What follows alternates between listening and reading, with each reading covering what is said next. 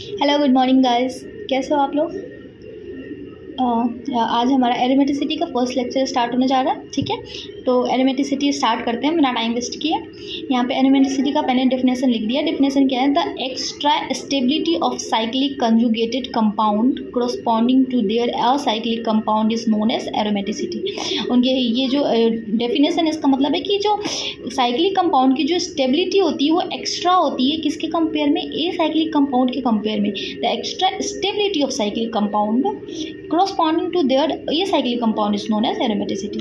ठीक है, तो जो acyclic compound की स्टेबिलिटी होती है वो किससे ज़्यादा होती है, किससे कम होती है? साइक्लिक कंपाउंड से। साइक्लिक कंजुगेटेड कंपाउंड जो होती है, साइक्लिक कंजुगेटेड कंपाउंड, उसकी स्टेबिलिटी ज़्यादा होती है किसके?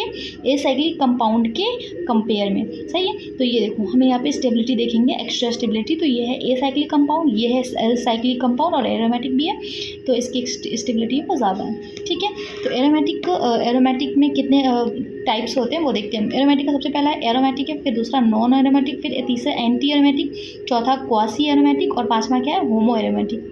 ठीक है, तो इन पांचों को वन बाय वन पढ़ेंगे। ठीक है, सबसे पहला इन तीनों को हम देखो, ये एरोमेटिक है, ये एंटी एरोमेटिक है, ये नॉन एरोमेटिक है। ठीक है, तो एरोमेटिक में cyclic planar conjugated sp3 carbon must be present absent during conjugation और हकल्स रूल को फॉलो करेगा। सबसे पहला तो वो क्या होना चाहिए? साइक्लिक होना चाहिए। ठीक है, ये जो है हमारा बेंजीन रिंग, इसका एग्जाम्पल हमारा, तो ये साइक्लिक है। तो ये पहला एरोमेटिसिटी का सबसे पहला कंडीशन है कि ये साइक्लिक होना चाहिए। ठीक है, दूसरा कंडीशन क्या है? ये प्लानर होना चाहिए। प्लानर होना चाहिए मतलब कि प्लेन में होना चाहिए, जैसे कि इसके हाइड्रोजन होते हैं, इसके कोई भी जो एटम से ग्रुप में जुड़ा हो वो ऊपर नीचे ना हो, पूरा प्लेन में हो। ठीक है, तो सेकंड कंडीशन इसका क्या है? प्लेनर होना चाहिए। तीसरा क्या है? कंजुगेटेड होना चाहिए। कंजुगेटेड, यहाँ देखो, कंजुगेटेड मतलब कि एक पाई बॉन्ड, फिर खाली, फिर दूसरा, फिर खाली, फिर तीसरा, इस तरह से कंजुगेटेड होना चाहिए। मतलब कि कोई भी एक सेंटर sp3 नहीं होना चाहिए। ठीक है, कोई भी एक सेंटर sp3 नहीं होना चाहिए। तीसरा हमने देख लिया चौथा क्या? sp3 must be absent during the conjugation. अभी मैंने बताया कि sp3 सेंटर नहीं होना चाहिए, अपसेंट होना चाहिए किसके? कंजुगेशन में। और उसके बाद हकल्स रूल को, यहाँ देखो हकल्स रूल जो फॉलो करेगा तो हमें 4n क्या है? ये एरोमेटिक रिंग काउंट करेंगे हम। ठीक है, एरोमेटिक रिंग काउंट करेंगे और 4n + 2 पाई इलेक्ट्रॉन की कंडीशंस को फॉलो करना चाहिए। यहाँ पे ये 4n है। अब हम एंटी एरोमेटिक के लिए देख लेंगे। देखो साइक्लिक दोनों में होना चाहिए, एंटी एरोमेटिक में भी साइक्लिक होगा और एरोमेटिक में भी साइक्लिक होगा। ठीक है, उसके बाद एंटी एरोमेटिक में भी प्लानर होना चाहिए और एरोमेटिक में भी प्लानर होना चाहिए। एंटी एरोमेटिक में कंजुगेटेड, यहाँ पे भी कंजुगेटेड है। ठीक है, अब देखो यहाँ पे क्या है? sp3 must be absent during conjugation, यहाँ तक भी सेम है, लेकिन सिर्फ इसका क्या है? हकल्स रूल जो है वो चेंज है। एरोमेटिक और एंटी एरोमेटिक को सारे फीचर्स इनके इक्वल है, सिवाय किसके? हकल्स रूल का, जो 4n है, यहाँ पे 4n + 2 है, बस इतना सा डिफरेंस है। अच्छा, नॉन एरोमेटिक देखते हैं हम एक बार। नॉन एरोमेटिक में if any compound does not follow rule of form 1 and 1 to 5 then this will be non aromatic. इनके ये इसका सीरीज है कि 1 से लेके 5 तक, 1 से लेके 5 तक अगर कोई कंपाउंड रूल नहीं फॉलो कर रहा है इसमें से, तो फिर ये नॉन एरोमेटिक में जाएगा। ठीक है, क्योंकि एंटी एरोमेटिक और एरोमेटिक का जो क्या बोलते हैं इसको, कंडीशन है वो तो सेम ही है। तो अगर इन कंडीशन को जो नहीं फॉलो करेगा वो क्या हो जाएगा? नॉन एरोमेटिक कहलाएगा। ठीक है, अभी हम एग्जाम्पल देखते हैं। जैसे देखो कंडीशंस क्या, सबसे पहला ये हमने बेंजीन रिंग लिया है। ठीक है, बेंजीन रिंग लिया तो यहाँ पे ये साइक्लिक है, करेक्ट है। तो पहला जो हमारा प्रोसेस था साइक्लिक होने का वो कंप्लीट है। इसमें भी ये साइक्लिक है, इसमें भी ये साइक्लिक है, इसमें भी ये साइक्लिक है। दूसरा क्या है? प्लानर। प्लानर ये भी है, ये भी है, ये भी है, ये भी, तो सारे इन सारे प्लानर का हो चुका है। कंजुगेटेड, देखो ये कंजुगेटेड है, ऑफकोर्स ये भी कंजुगेटेड है, लेकिन ये देखो कंजुगेटेड नहीं है, इसमें पाई बॉन्ड नहीं है, तो ये कंजुगेटेड नहीं है। तो ये जब तीसरा रूल फॉलो नहीं करा तो ये क्या हो जाएगा? नॉन एरोमेटिक हो जाएगा। अच्छा, यहाँ देखो sp3 सेंटर प्रेजेंट है यहाँ पे, तो ये भी नॉन एरोमेटिक हो जाएगा। क्यों? क्योंकि इसने भी तीसरा रूल फॉलो नहीं करा है। अब हम इसका फोर्थ रूल देखेंगे। फोर्थ रूल देखो क्या होता है। यहाँ पे sp3 कौन कौन फॉलो कर रहा है? ये sp2 है, नहीं करना चाहिए, sp3 फॉलो नहीं करना चाहिए। ठीक है, sp3 नहीं होना चाहिए। तो ये sp2 है, ठीक है, ये sp2 है और ये sp3 है। अच्छा, ये जो कंपाउंड यहाँ पे देखो, जो ऐसे रहेगा, सिंपल से बना रहेगा, वो sp3 होगा। लेकिन अगर ये इस तरह से कोई डबल बॉन्ड हो, ठीक है, फिर सिंगल बॉन्ड हो, तो ये हो जाएगा sp2। और फिर ट्रिपल बॉन्ड हो, 1 2 3, ये ट्रिपल बॉन्ड हो, तो ये क्या हो जाएगा? sp3 हो जाएगा ये। ठीक है, सॉरी sp हो जाएगा, ये sp हो जाएगा सिर्फ, ये 3 ट्रिपल बॉन्ड वाला sp हो जाएगा और ये sp2 हो जाएगा और ये sp3 हो जाएगा। ठीक है। तो याद रखना, यहाँ पे sp2 है प्रेजेंट है, यहाँ पे भी sp2 है, यहाँ पे sp3 है और यहाँ पे sp3 है प्रेजेंट। तो यहाँ पे अगर है तो इन्होंने फॉलो नहीं करा तो ये नहीं होगा, नॉन एरोमेटिक होगा, इसने भी फॉलो नहीं करा। अच्छा, यहाँ पे इन दोनों में देखते हैं जो sp2 इसका लास्ट फाइंड करते हैं। तो यहाँ पे देखो रिंग कितने हैं, 4n है, 4n + 2 कितने आए, 6 पाई इलेक्ट्रॉन है एरोमेटिक। और यहाँ पे 4n तो 4 × 1 4 पाई इलेक्ट्रॉन। तो 4 पाई वाला क्या होता है, 4 8 12 ये सब जो है ना पाई इलेक्ट्रॉन, ये होते हैं एंटी एरोमेटिक। और 6 उसके बाद कितने आएंगे, 4 पाई + 2 जो भी होगा वो एरोमेटिक होगा। ठीक है, अब हम एरोमेटिक के कंडीशंस देखते हैं। यहाँ पे देखो एरोमेटिक है, यहाँ पे एरोमेटिक का मैंने रूल लिख दिया। और यहाँ पे देखो n की वैल्यू 0, ठीक है, n की वैल्यू 0। तो कितने 2 आए, 6 10 14 और 18 इस तरह से जो भी आएंगे वो एरोमेटिक आएंगे, क्योंकि ये एरोमेटिक का कंडीशन है। फिर यहाँ पे एंटी एरोमेटिक का देख लेंगे एक बार, 1 2 3 4 5, यहाँ पे देखो 4 8 12 16 ऐसे आ रहे तो वो एंटी एरोमेटिक है। ठीक है, नॉन एरोमेटिक में यहाँ पे sp2 सेंटर है, ये नॉन एरोमेटिक हो गया। ऑफकोर्स देख के ही पता चलता है sp2 सेंटर, तो ये नॉन एरोमेटिक हो गया।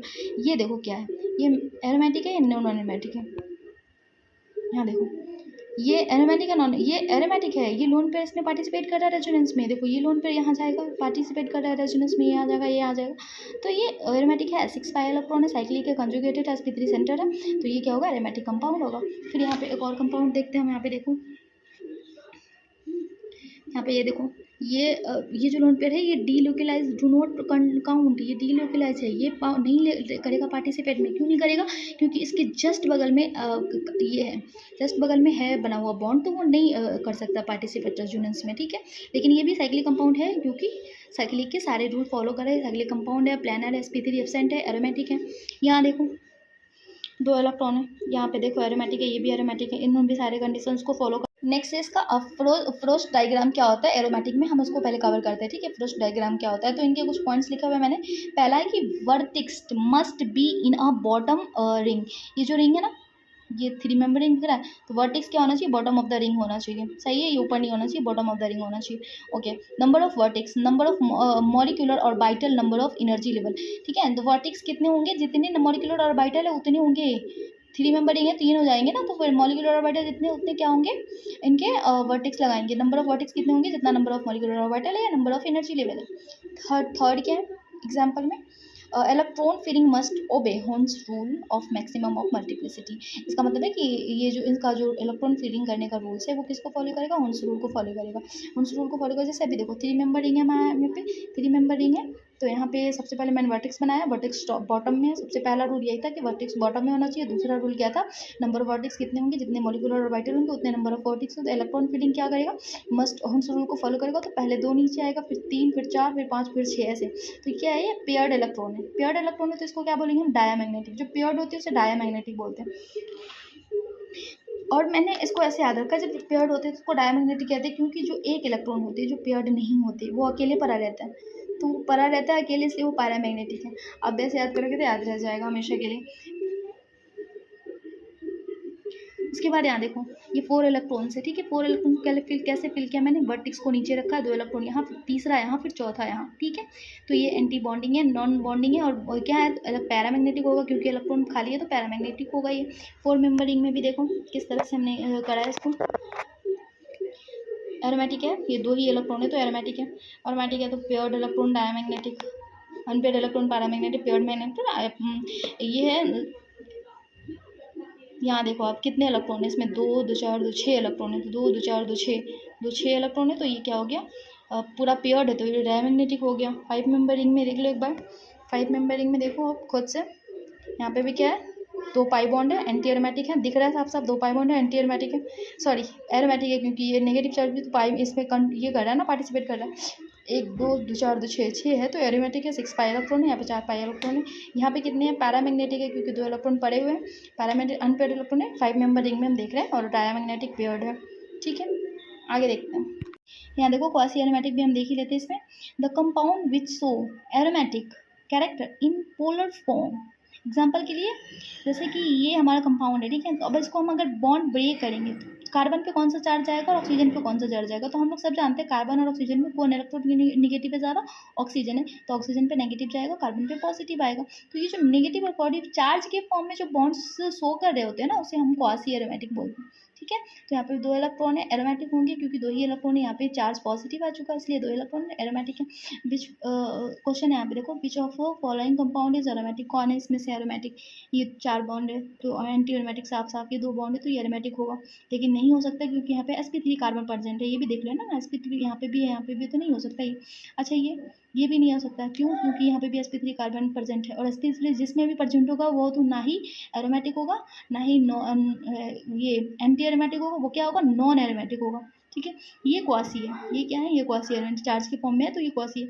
अगर नहीं भी होगा ना तो उसको ब्रेक करके दिखा देंगे। और ये भी नॉन एरोमेटिक है, ठीक है। अब होमो एरोमेटिक हम अगले वीडियो में देखेंगे कंप्लीट।